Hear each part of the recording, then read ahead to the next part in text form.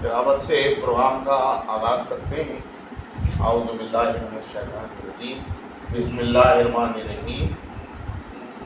कुल हुवल्लाहु अहद, अल्लाहुस समद, लम यलिद वलम यूलद वलम यकुल लहू कुफुवन अहद। सदक़ल्लाहुल अज़ीम। और मैं आज के मुक़र्रिर जनाब ख्वाजा रज़ी हैदर साहब से मुतमिद हूँ कि वो यहाँ तशरीफ़ लाएँ, और जनाब इफ्तिखार मुल्तानी साहब से भी मुतमिद हूँ।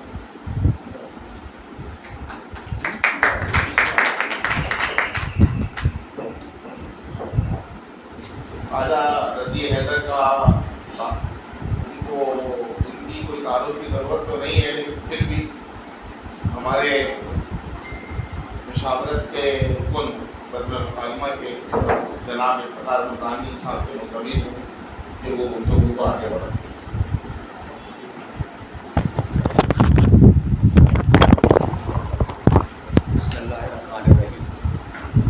सबसे पहले तो मैं एक बात वाज़ेह कर दूँ कि तारिक भाई ने भी कहा कि इफ्तिखार साहब मुल्तानी से मुल्तमिस हूँ कि बखुदा आप लोगों की बरकत से मुल्तमिस है, वरना ये मुझे हमेशा हुक्म ही देते रहे सारी ज़िंदगी कि आपने करना है। और रात को भी मेरे साथ ये हुआ कि इनका फ़ोन आया कि भाई फराज रिज़वी साहब जो यकीनन इस काम के अहल हैं, जो मेरे सुपुर्द किया गया है। दो बातें थीं, एक तो आप लोग माशाल्लाह साहिब इल्म लोग हैं, तो आपसे और रज़ी हैदर साहब का तारुफ़ कराना, यानी जिनसे सब वैसे ही मुतारिफ़ हैं कोई ज़रूरत ही नहीं है तारुफ़ कराने की, कोई ज़रूरत ही नहीं है तारुफ़ कराने की, तो मेरा काम जो है वो वैसे ही बहुत आसान है। और दूसरी बात यह कि मैं शायद तारुफ़ इस बात को नहीं समझता, सच बोलता हूँ मैं आज ना, इस बात को नहीं समझता कि मैं आपको बताऊँ कि आप 1946 में पैदा हुए पीलीभीत में, और फिर पाकिस्तान एकेडमी के डायरेक्टर रहे, और आपकी जो पहली किताब थी कायदे आज़म के 72 साल, वो आज भी आपकी मतलब बेहतरीन किताबों में शुमार होती है, यानी सवानही किताबों में, और वो उस वक्त के लिए 6 मुंतखब किताबों में जो सदारती अवार्ड के लिए गालिबन की गई थी। वो ये तारुफ़ नहीं होता ना, ये तो मैं अपने बारे में करा सकता हूँ, मैं यहाँ रहता हूँ, मेरा ये कारोबार है। ये रज़ी हैदर साहब का तारुफ़ ये नहीं है, ये सबको मालूम है। बहुत बेशुमार किताबें हैं, शायद खैर बेशुमार तो ना कहिए, मुतरज्जिम भी हैं, शायर भी बहुत अच्छे हैं, और मुहक़्क़िक़ भी बहुत अच्छे हैं। तो मैंने अर्ज़ की कि साहब इनका तारुफ़ कराने के लिए जितनी सलाहियत और काबिलियत और लियाक़त की ज़रूरत है वो मेरे पास नहीं है। मगर तारिक जमील भाई जब मुल्तमिस नहीं हो रहे थे ना, ये कह रहे थे नहीं आपने कराना है, तो मैंने कहा जी अच्छा कोशिश कर लेता हूँ। मेरा जो तारुफ़ है वो 2 हवालों से है, ज़्यादा नहीं है। मैंने उनकी किताबें भी बहुत नहीं पढ़ी हैं, शायरी बेशक बहुत सुनी है, लेकिन किताबें बहुत नहीं पढ़ी हैं, मेरी कम नसीबी। 2 हवालों से है। एक मेरे बहुत अज़ीज़ दोस्त हैं डॉक्टर यूसुफ़ सईद, जो जनाब के भी बड़े साथी रहे, तो उनसे गुफ्तगू रहती है अक्सर, जब भी कभी अमेरिका में कराची आते हैं। वो हमेशा बहुत इज़्ज़त से और बड़ी तकरीम से ज़िक्र करते थे, कहते थे कि रज़ी का, वो कहते थे, मैं तो नहीं कहता, मैं रज़ी साहब कहता हूँ, भाई रज़ी का मुताला और तारीख़ का इनका मुशाहिदा और बेमिसल है, बेमिसल। और ये भी बात उन्होंने मुझसे एक दफ़ा कही थी कि ये जो कि कन्वेंशनल कंसेप्ट है उस पर नहीं चलते, ये तारीख़ बयान करते हैं, ये मुहक़्क़िक़ हैं। तारीख़ से तो हम सबको दिलचस्पी है, ठीक है ना, लेकिन हम अपनी मनपसंद तारीख़ सुनना चाहते हैं, और जो सही मुहक़्क़िक़ होता है वो तारीख़ में दिलचस्पी रखता है। उसको कोई जनरल कंसेप्ट क्या है या क्या, उससे दिलचस्पी नहीं होती, उसको हक़ से दिलचस्पी होती है। तो वो इस हवाले से बहुत तारीफ़ करते थे। तो ज़ाहिर है मुझे बड़ा शौक़ था इस नशिस्त में आने का। और दूसरा जो है, मैंने ज़्यादा तो नहीं, लेकिन जो कायदे आज़म शनासी है किताब, मैंने बहुत तो नहीं पढ़ी, जस्ता जस्ता उसको बहुत देखता हूँ। उसकी खूबी यही है कि कायदे आज़म शनासी एक ऐसी किताब है कि आप जब उठा लें, जहाँ से उठा के पढ़ना शुरू कर दें। दूसरी बात जनाब जो है किताब के हवाले से, जिससे मेरा जो तारुफ़ है रज़ी साहब से, वो किताब जो है मुझे लगता है कि उर्दू की किताबों में एक बेमिसल किताब है। इस हवाले से उसमें तारीख़ भी है, उसमें वाक़यात भी हैं, और अपना मुशाहिदा और अपने तासुरात भी हैं, जो मुसन्निफ़ की बेमिसल क़ुव्वत अख़ज़ व तज्ज़िया का शाहिद है। हम भी सुनते हैं, सारे मामलात हम भी देखते हैं, हम भी तारीख़ पढ़ते हैं, लेकिन जो कुछ उससे हम मुशाहिदा नहीं कर सकते और जो कुछ हम अख़ज़ नहीं कर सकते, वो उस किताब में बहुत है। बेहद दिलचस्प किताब है, और जिनको ज़बान का चस्का है, जो मेरे जैसे आदमी को, उसके लिए भी वो बेहतरीन तसनीफ़ है। आप जब चाहें, जहाँ से चाहें उठा के पढ़ना शुरू कर दें, जब तक दिल चाहे पढ़ें। वो किताब ऐसी है कि कहीं से भी खोल के कहीं से भी पढ़ी जा सकती है। अगर भाई मेरी राय में कोई ख़ामी हो तो मुझे माफ़ कीजिएगा, मेरी उस किताब के बारे में यही राय है, ठीक है ना। और उसमें मैंने कहा ना कि तारीख़, मुशाहिदा और मुसन्निफ़ के अपने तासुरात جو اس کی بے مثل قوت خط و تجزیہ کے عامل ہیں۔ تو ظاہر ہے کہ اس وجہ سے ہم سب کو بڑا شوق تھا ڈاکٹر صاحب کی باتیں سننے کا۔ اب میں بتاؤں کہ کتنی کتابوں کا ترجمہ کیا ہے، ترجمے بھی کرتے ہیں۔ جو ہمارا بڑا مشہور ڈرامہ تھا قائد اعظم سے محمد علی جناح تک، اس کا اسکرپٹ بھی جناب نے لکھا تھا۔ اور مجھے تو ایسی یاد ہے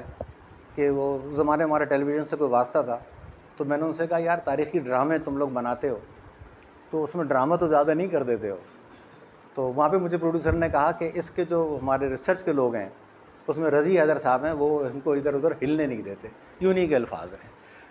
کہ وہ ہم کو ادھر ادھر ہلنے نہیں دیتے، وہ تاریخ سے بڑے جڑے ہوئے آدمی ہیں، ان کی تحقیق جو ہے بے مثل ہے۔ تو شاعر بھی ماشاءاللہ بہت زبردست ہیں، اب میں کیا عرض کروں، لیکن میرا مقام مرتبہ نہیں ہے اصل میں جناب کی تعریف کرنے کا، سیدھی سی بات ہے۔ لیکن چونکہ طارق جمیل صاحب نے حکم دے دیا تھا تو میں بات کرنے کی کوشش کر رہا ہوں۔ بہت نہیں ہوا جناب، کچھ بھی نہیں ہوا، ابھی آپ بات کریں گے نا پھر لوگوں کو معلوم ہو جائے گا۔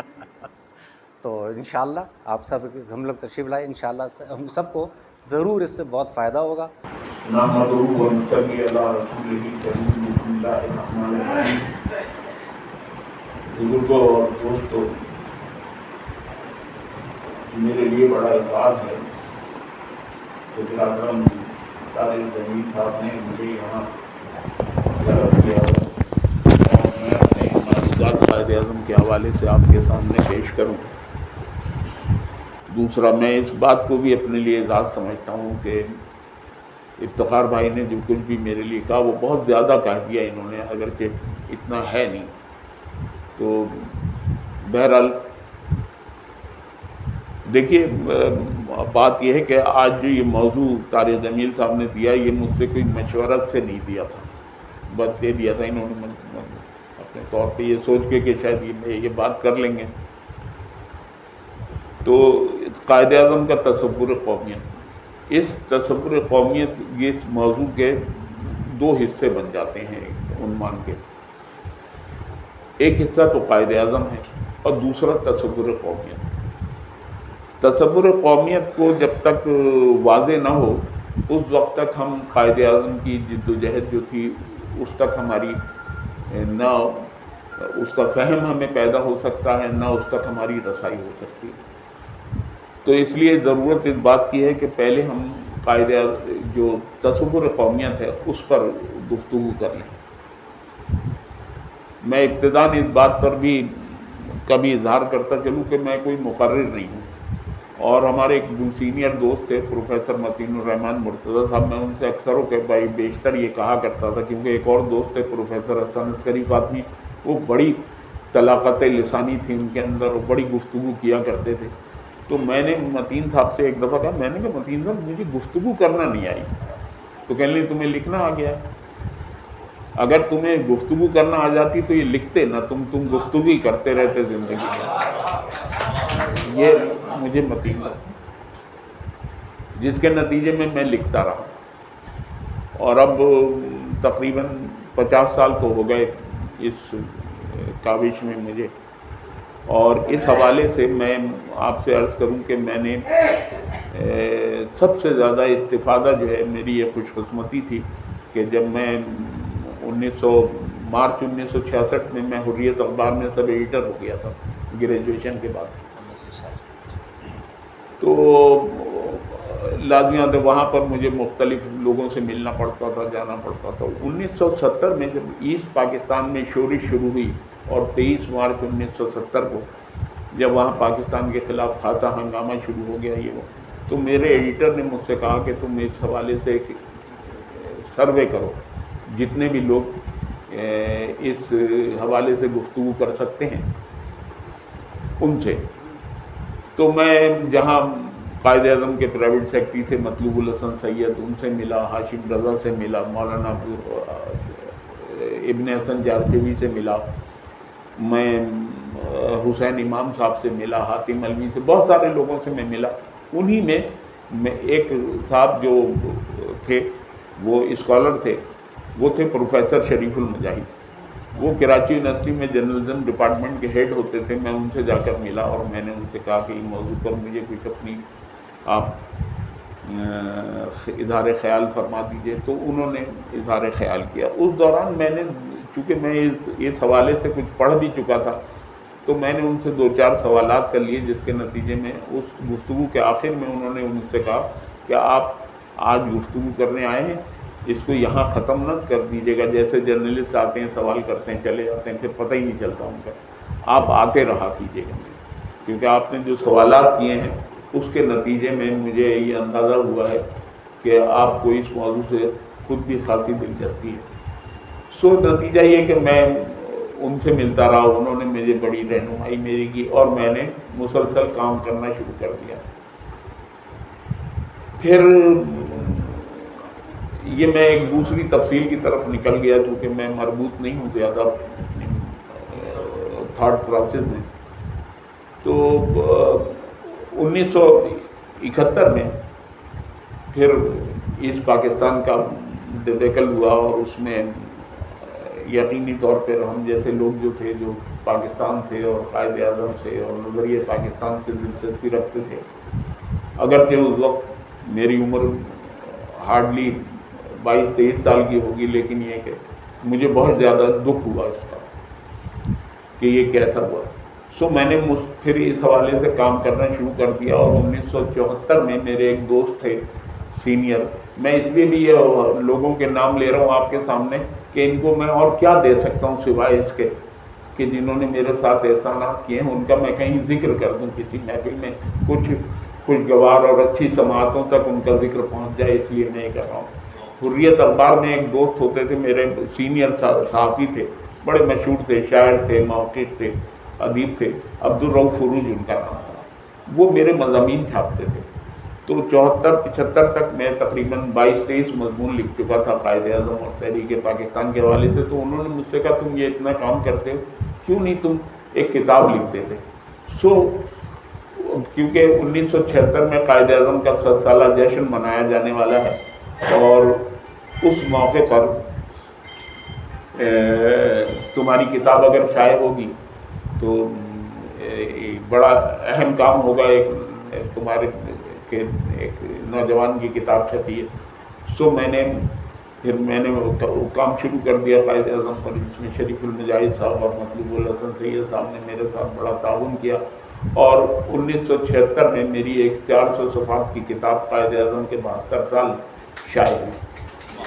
اور اس کتاب کو میں لے کے گیا، وہاں مجھے بلایا گیا، اسلام آباد میں سینٹنری ہو رہی تھی قائد اعظم کی، انٹرنیشنل سینٹری تھی، تو میں لے کے گیا، وہاں میری 200 کتابیں لی گئیں اور وہ تقسیم کی گئیں ڈیلیگیٹس کے درمیان۔ تو اس موقع پر مجھے ایک گولڈ میڈل بھی دیا گیا، جو اب کوئی معنی نہیں رکھتی یہ بات کہ میں یہ اس کا اظہار کروں، لیکن یہ کہ وہ کتاب جو ہے وہ آج بھی میری شناخت ہے، اس کے اب تک 7 ایڈیشن چھپ چکے ہیں۔ سو قائد اعظم پر میرا مطالعہ جو تھا وہ اگرچہ اس طرح سے نہیں ہے جس طرح سے ایک اسکالر کا ہونا چاہیے، لیکن بہرحال میں محسوس کرتا ہوں کہ اس میں وسعت آتی چلی گئی اس مطالعے میں، اور میں مستقل لکھتا رہا۔ جیسا کہ دوسری کتاب کا میری ذکر کیا ابھی افتخار بھائی نے، وہ قائد اعظم شناسی، وہ بھی میں نے اسی حوالے سے لکھی ہے کہ اس میں قائد اعظم کی زندگی کے 25 موضوعات میں نے لے لیے ہیں، اور ان موضوعات پر الگ الگ میں نے مضامین لکھے ہیں۔ سو کوشش کی ہے کہ اس میں پورے طور پر وضاحت میں کر دوں۔ یہ بات اسی کتاب میں میرا ایک مضمون ہے، قائد اعظم اور 2 قومی نظریہ۔ تو 2 قومی نظریہ جو ہے یہ اصل میں بیسیکلی اگر دیکھا جائے تو یہ تصور قومیت ہے۔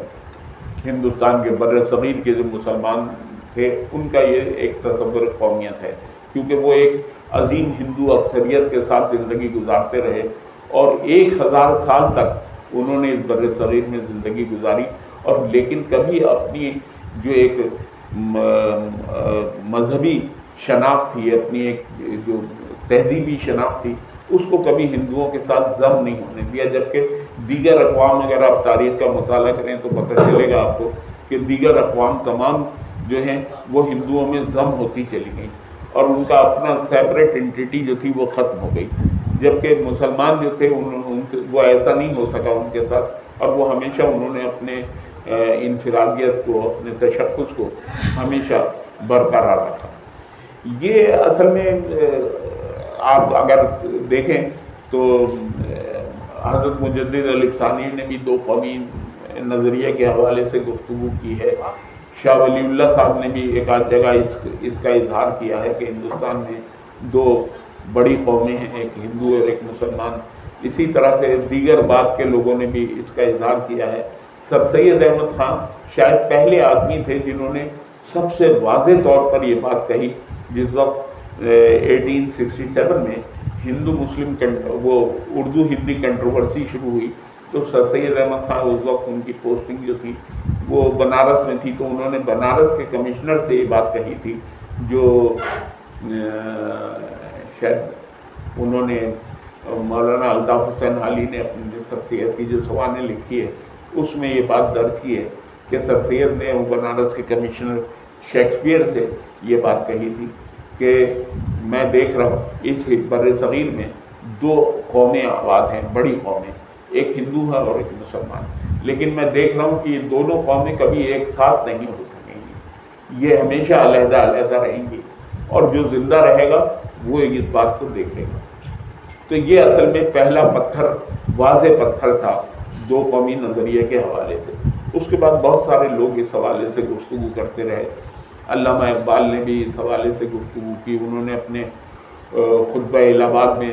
قومیت کے حوالے سے بڑی واضح گفتگو کی ہے، بڑی رچ گفتگو ہے وہ، اور اسے سمجھنے اور پڑھنے کے لیے بھی بہت بالغ ذہن درکار ہے. تو اس میں انہوں نے ایک فرانسیسی مفکر ارنسٹ رینا کے حوالے سے یہ بات کہی ہے کہ سب یہ جو قومیت ہوتی ہے اس کا جو اظہار ہوتا ہے وہ اس بات سے ہوتا ہے کہ جب کسی دو قومیں کہیں آباد ہوں اور اس میں سے ایک دونوں قومیں اپنی اپنی جگہ پر اپنے جو مذہبی، سماجی اور اخلاقی تشخص کو برقرار رکھنے کی جد و جہد کریں اور اسے برقرار رکھیں تو ان کے یہاں ایک تصور قومیت ڈیولپ ہو جاتا ہے. اور یہ تصور قومیت جو ہے یہ ہندوستان میں کے مسلمانوں کے اندر پورے طور پر موجود ہے. اسی تصور قومیت کی بنیاد پر انہوں نے وہ بات کہی کہ میں دیکھ رہا ہوں کہ میں شفیق حصے میں ہمارے ایک ریاستوں کا اجتماع ہوگا ایسا کہ جہاں ایک علیحدہ ملک کا قیام عمل میں آ سکتا ہے، جسے ہم علامہ میں دیکھ رہا ہوں، کیونکہ انہوں نے جملہ استعمال کیا تھا اس لیے ہم یہ کہتے ہیں کہ یہ علامہ اقبال کا خواب تھا. تو علامہ اقبال نے یہ بات کہی. اس کے بعد بھی بہت سارے لوگ کہتے رہے، لیکن یہ کہ 1930 یہ وہ علامہ اقبال نے 1930 میں یہ بات دسمبر 1930 میں کہی تھی، اور اس کے بعد پھر قائد اعظم جو تھے اس وقت تک قائد اعظم جو تھے وہ متحدہ قومیت کے حامی تھے اور وہ چاہتے تھے ہندو مسلم یونٹی چاہتے تھے. اسی لیے وہ انہیں 1906 میں جب لکھنؤ میں آل انڈیا مسلم لیگ اور کانگریس کا سیشن ایک ساتھ ہوا تو وہاں ان کو ambassador of Hindu Muslim unity کہا گیا انہیں کہ یہ ہندو مسلم یونٹی کے سفیر ہیں. سو میں یہ بات کہتا ہوں کہ جب انہیں ہندو جو تھے وہ آخر دم تک مسلمانوں کی علیحدہ قومی حیثیت کو انہوں نے تسلیم نہیں کیا، لیکن 1916 میں جب قائد اعظم کو یہ خطاب دیا گیا تھا تو اس وقت ہی انہوں نے یہ قبول کر لیا تھا کہ مسلمان جو ہیں ایک علیحدہ قوم ہے، کہ ہندو مسلم یونٹی کے سفیر تھے، تو دو علیحدہ قومیں تھیں ان کے یہ سفیر تھے. سو قائد اعظم کے بارے میں یہ بات بہت زیادہ واضح نہیں تھی، لیکن 1900 جب وہ چلے گئے یہاں سے لندن چلے گئے ہندوستان چھوڑ کے، وہ براؤن ٹیبل کانفرنس میں گئے تھے، لیکن یہ کہ وہاں پر ایک بات اور اگر آپ اجازت دیں تو میں واضح کر دوں کہ دیکھیے علامہ اقبال اور قائد اعظم نے کوئی واضح ربط ضبط نہیں تھا 1930 سے پہلے، اور 1926 میں علامہ اقبال کو پنجاب میں ایک نشست پر کامیاب بھی ہوئے تھے، وہ یونینسٹ پارٹی کی طرف ان کا جھکاؤ تھا، لیکن قائد اعظم سے ان کا ربط ضبط ہوا 1927 میں جب قائد اعظم نے اپنے دہلی مسلم تجاویز پیش کی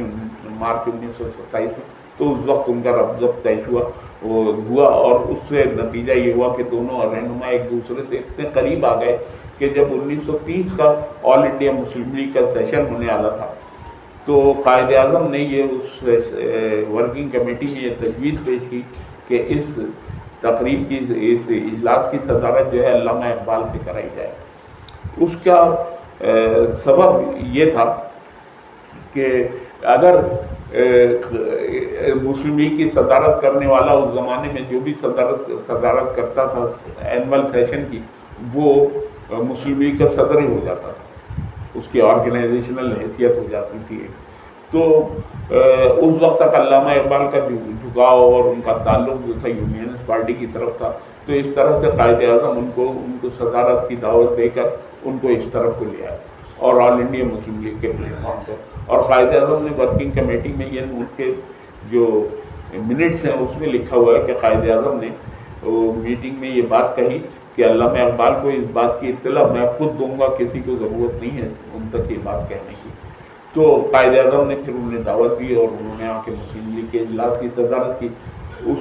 صدارت کرنے کی وجہ سے ایک بڑا فائدہ یہ ہوا کہ راؤنڈ ٹیبل کانفرنس میں جو ہندوستان کے مستقبل کے دستور کے حوالے سے ہو رہی تھی، جو بعد میں 1935 کا ایکٹ آیا، تو انہوں نے اس وقت لازمیات ہے جو اس کانفرنس میں مسلمانوں کے نمائندے جا رہے تھے، خاص طور پر پنجاب سے، ان کو سب کو سرپرستی یونینسٹ پارٹی کی حاصل تھی۔ میاں فضل حسین بہت بڑے لیڈر تھے پنجاب کے، ان کی سرپرستی حاصل تھی۔ سو قائد اعظم نے جب انہیں دعوت دی تو یہ آل انڈیا مسلم لیگ کے صدر ہو گئے علامہ اقبال، اور یہ پھر مسلمانوں کے مندوب کی حیثیت سے راؤنڈ ٹیبل کانفرنس میں شریک ہوئے۔ تو قائد اعظم نے علامہ اقبال کو مسلم جو عملی سیاست تھی، جو مسلم لیگ کی سیاست تھی، اس کی طرف راجع کرنے میں علامہ اقبال کا، وہ قائد اعظم کا بہت بڑا حق تھا۔ پھر یہ 19 راؤنڈ ٹیبل کانفرنس میں جب یہ پہنچے تو قائد اعظم سے ان کے بڑے مذاکرات ہوئے، وہاں پر ملاقاتیں ہوئیں، اور اس میں ایک دوسرے کی ذہن سازی بھی ہوتی رہی۔ اور 1904 قائد اعظم نے بعد میں طے کر لیا تھا کہ ہندو کسی صورت سے مسلمانوں کو ان کے حقوق دینے پہ تیار نہیں ہیں، اور راؤنڈ ٹیبل کانفرنس کے 2 اجلاسوں کے بعد قائد اعظم نے ان اجلاسوں میں شرکت بھی اپنی بند کر دی تھی، اور خود ساختہ ضلع وطنی انہوں نے اختیار کر لی تھی لندن میں۔ سو 1934 میں قائد اعظم کو خط لکھا گیا ہے کہ یہاں سے دہلی سے، اور جو آل انڈیا مسلم لیگ سے، اس میں کہا گیا ان سے کہ آپ ہندوستان آ کر مسلمانوں کی قیادت کریں، کیونکہ مسلم لیگ جو تھی 3 حصوں میں تقسیم ہو چکی تھی، کوئی مرکزی رہنما موجود نہیں تھا ایسا جو مسلمانوں کو مجموعی طور پر ساتھ لے کے چل سکے۔ سو ہندوستان کے سرکردہ رہنماؤں نے قائد اعظم سے یہ اپیل کی۔ ایک بنگالی رہنما تھے، آسام کے سے تعلق تھا ان کا، تو انہوں نے چودھری عبد المتین چودھری ان کا نام تھا، وہ یہ خط لے کے لندن گئے تھے، اور انہوں نے جا کے قائد اعظم کو آمادہ کیا کہ نہیں، آپ ہندوستان تشریف لے آئے۔ جس کے نتیجے میں قائد اعظم اپریل 1934 میں ہندوستان واپس آئے، مسلم لیگ کی صدارت انہوں نے قبول کی، لیکن ان کے چونکہ ہندوستان انگلینڈ میں وہ بہت سارے مقدموں میں ان کے پاس تھے، بہت بڑے وکیل تھے، اور تو انہوں نے کہا کہ میں جب تک یہ مقدمے نہیں فیصل ہو جائیں اس وقت تک ہندوستان میں مستقل واپسی میری ممکن نہیں ہے۔ تو قائد اعظم دوبارہ واپس چلے گئے تھے ہندوستان، اور پھر واپس آئے 1936 میں، اور انہوں نے آ کے مسلم لیگ کو اثر نو منظم کیا، اور یہ منظم جو کیا انہوں نے تو اس کا مقصد یہی تھا کہ مسلم قومیت کے تصور کو فروغ دیا جائے ہندوستان میں۔ جب تک مسلمانوں کے سامنے کوئی واضح نصب العین نہیں ہوگا، اور اس وقت واضح نصب العین پاکستان نہیں تھا، ایک علیحدہ مسلم وطن نہیں تھا، اس وقت تک نصب العین جو تھا وہ تصور قومیت ہی تھا۔ تو قائد اعظم نے اس طرف کو راجع کیا۔ آپ دیکھیں 1936 میں لکھنؤ میں ایک انڈین اسٹوڈنٹ فیڈریشن تھی، اس کا ایک اجلاس تھا، اس میں قائد اعظم کو بھی بلایا گیا تھا، آپ نے تقریر بھی کی، وہاں آپ نے 2 قومی نظریے کی بات کی، تو اور کہا کہ مسلم تصور قومیت کیا۔ تو ایک ہندو لیڈر تھا، جو اسٹوڈنٹ لیڈر تھا، اس نے کھڑے ہو کے قائد اعظم سے اعتراض کیا کہ یہ آپ غلط کہہ رہے ہیں، ہم ایک قوم ہیں، ہم متحدہ قومیت کی بات کیجیے آپ۔ تو قائد اعظم نے وہ سامنے میز پہ گلاس رکھا ہوا تھا، یہ واقعہ بالکل منوان ایسا ہی ہے، تو انہوں نے اپنے گلاس اٹھا کر پانی پیا اور پھر آدھا پانی وہاں رکھ دیا اور اس کو بلایا کہ یہاں آئیے۔ وہ جب آیا تو اس سے کہا یہ پانی پی لیجیے، اس نے کہا میں تو نہیں پی سکتا آپ کا جھوٹا پانی۔ تو قائد اعظم نے ایک مسلمان لڑکے کو کہا کہ یہ تو اٹھاؤ پانی پی لو، تو اس نے پانی پی لیا۔ تو انہوں نے کہا دیکھیے یہ ہے قومیت، یہ متحدہ، آپ جب متحدہ قومیت کی بات کرتے ہیں تو یہ متحدہ قومیت یہ نہیں ہے، آپ پانی تک ہمارا نہیں پی سکتے تو آپ کیسے ہمارے ساتھ اس ہماری جدوجہد کو آپ وہ کر سکتے ہیں۔ سو ایسی صورت میں قائد اعظم نے متحدہ قومیت کو فروغ دیتے رہے۔ یہاں ایک بات اور عرض کر دوں، دیکھیے ہندوستان میں ایک علیحدہ مسلم، یہ ہندوستان کی تقسیم کا جو مسئلہ تھا یہ بہت عرصے سے چلا آ رہا تھا، بلکہ یہ کہیں کہ 1857 میں جب مغلیہ سلطنت کا مکمل زوال ہو گیا، سو اس کے بعد ایک برٹش پارلیمنٹ کا رکن تھا، جان برائٹ اس کا نام تھا، اس نے سب سے پہلے یہ تجویز پیش کی تھی کہ سب جب تک ہندوستان کو مختلف حصوں میں، یہ اتنا بڑا ملک ہے، جب تک مختلف حصوں میں تقسیم نہیں کیا جائے گا اس وقت تک ہم اس کو ایڈمنسٹریٹولی صحیح طور پہ ہینڈل نہیں کر سکتے ہیں۔ یہ پہلی اس کی تجویز تھی۔ اس تجویز کا قائد اعظم نے بھی اپنی ایک تقریر میں حوالہ دیا ہے، اور انہوں نے، علامہ اقبال نے بھی اس کا حوالہ دیا ہے، اور اس کے بعد ہندوستان میں اس طرح کی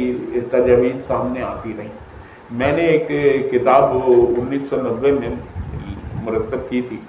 جس کا مقصد یہ تھا کہ قرارداد پاکستان کی اس وقت گولڈن جوبلی منائی جا رہی تھی 1990 میں۔ سو میں نے وہ کتاب تھی، اس میں میں نے ایک اشاریہ درج کیا تھا کہ ہندوستان میں کی تقسیم کی کتنی تجاویز سامنے آئیں،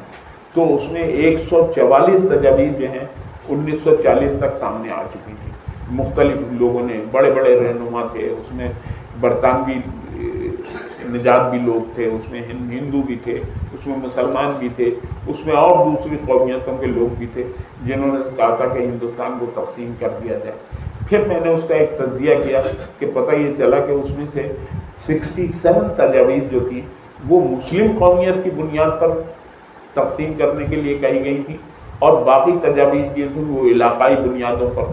تقسیم کرنے کو کہا گیا تھا، اور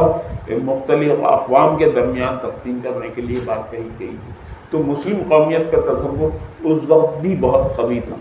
تو قائد اعظم نے اس مسلم قومیت کے تصور کو لے کر آگے بڑھے آپ، اور آپ نے اپنی جدوجہد کا آغاز کیا۔ 1940 میں واضح طور پر انہوں نے اپنی تقریر میں 23 مارچ 1940 کو جو کی تھی، اس میں یہ بات واضح طور پہ کہی تھی کہ ہم ہندوستان میں ایک متحدہ قومیت نہیں ہماری، ہم ہندوستان میں ایک قوم نہیں ہیں بلکہ ہم دو قومیں ہیں، اور جو مسلمان اپنے آپ کو اقلیت تصور کرتے ہیں وہ آج کے بعد اپنے آپ کو اقلیت تصور نہیں کریں، وہ ایک قوم کی حیثیت سے اپنے آپ اپنے حوالے سے سوچیں۔ سو یہ قائد اعظم کا بہت بڑا وہ تھا جس پر انہوں نے مسلمانوں کو آگے بڑھایا سیاسی جدوجہد کے لیے، اور اسی 23 مارچ میں ایک علیحدہ مسلم وطن کا تصور سامنے آیا، اور یہ تصور آگے بڑھتا رہا بہت ہی۔ ستمبر 1944 میں گاندھی نے، میں پوری گفتگو زبانی کیے جا رہا ہوں حالانکہ میں لکھ کے لایا تھا سب کچھ، انہوں نے کہا کہ میں کر لوں گا۔ تو 1944 میں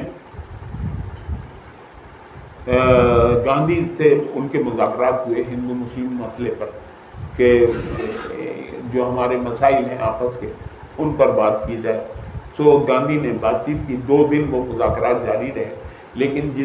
دوسرے دن گاندھی نے یہ بات بہت واضح طور پہ جنہوں سے کہہ دی، یہ آن ریکارڈ موجود ہے ساری چیزیں۔ اس نے کہا کہ میں آپ سے جو گفتگو کر رہا ہوں میں انڈین نیشنل کانگریس کا نمائندہ نہیں ہوں، میں تو ذاتی حیثیت میں گفتگو کر رہا ہوں۔ تو قائد اعظم نے اس سے کہا دیکھیے ہندوستان میں 2 بڑی قومیں ہیں، 2 بڑی سیاسی جماعتیں ہیں، ایک آل انڈیا مسلم لیگ ہے جو مسلمانوں کو ریپرزینٹ کرتی ہے، اور ایک انڈین نیشنل کانگریس ہے جو ہندوؤں کو ریپرزینٹ کر رہی ہے۔ سو ایسی صورت میں یہ کیسے میرے لیے ممکن ہے کہ میں ایک آدمی سے ذاتی طور پر گفتگو کر لوں. اگر آپ انڈین نیشنل کانگریس کے نمائندے ہیں تو یہ گفتگو جاری رہنی چاہیے، نہیں تو اسے ختم ہو جانا چاہیے. کیونکہ میں تو انڈین نیشنل کانگریس سے جو بارگیننگ ایجنٹ ہے اس سے میں بات کروں گا. سو نتیجہ ہے کہ وہ گفتگو ختم ہو گئی تھی. اس گفتگو تھی اس کے میں گاندھی اور جناح کے درمیان خط و کتابت بھی ہوتی رہتی تھی. تو اس ایک خط میں جو ستمبر 1944 کا ہے، قائد اعظم نے بہت واضح طور پر گاندھی کو لکھا کہ تمہارا مذہب الگ ہے، تمہاری ثقافت الگ ہے، تمہاری اخلاقی اقدار الگ ہے، تمہارا رہن سہن الگ ہے، تمہارا علم الاسماء الگ ہے، تمہارا لٹریچر الگ ہے، تمہارے ہیروز الگ ہیں، سب کچھ الگ ہے ہم سے. تو ہم ایک قوم کیسے ہو سکتے ہیں؟ یہ بات انہوں نے اس خط میں بھی واضح طور پہ لکھی. سو قائد اعظم نے تقریباً 1936 سے لے کر 1947 تک مسلمانوں کی بڑی واضح قیادت کی اور ان کو ان کے تصور قومیت سے قریب تر کرنے کی کوشش کی، جس کے نتیجے میں یہ پاکستان ہماری سے وجود میں آیا. بہت شکریہ.